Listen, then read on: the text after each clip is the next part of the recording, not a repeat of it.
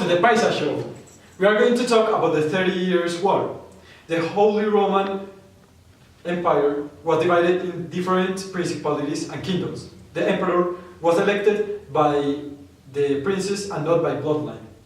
The Protestant disruption broke the empire in two parts, the Catholics and the Protestants. This led to the Peace of Habsburgo, where each prince had the authority to choose the first religion of its territory. The conflict caused by the religion rapidly became an excuse for those who wanted to gain power. First thing first, international relations theories seek to explain causes of war and the possibilities of alternatives to achieve peace.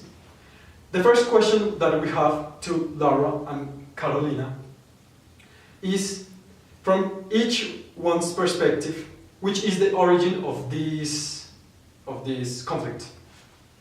Thanks, Tomas. Hi, everyone.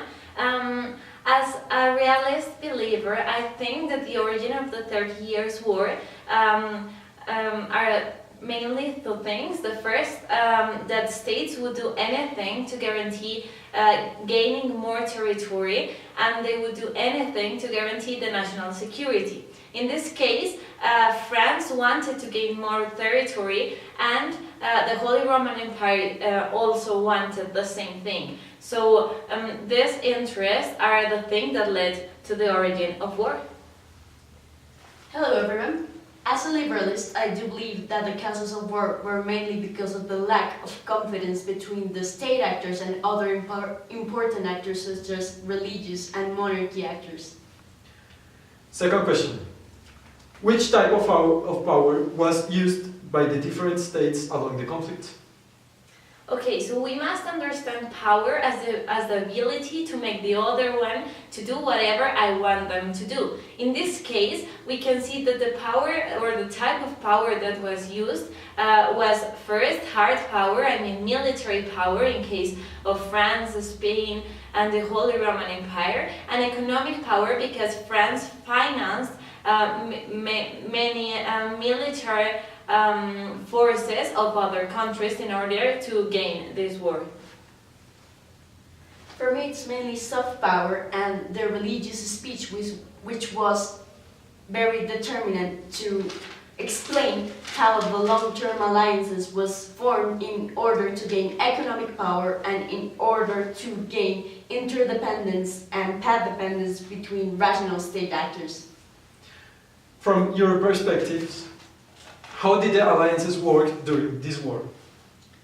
Okay, so first we must stand that in realism and in this war, alliances were temporary and they were military ones. So we can see Spain alliance with the Holy Roman Empire for the military forces. We can see France and Denmark being allies in order to win the war against the Holy Roman Empire.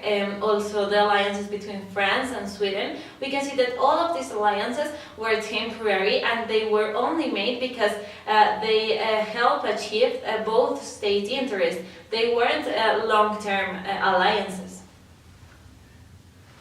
For us, they wanted to create long-term alliances precisely because they wanted a stable and a useful peace due to the great prejudice that war caused, such as illness, such as hunger and deaths that created all this war, and they wanted to eradicate this.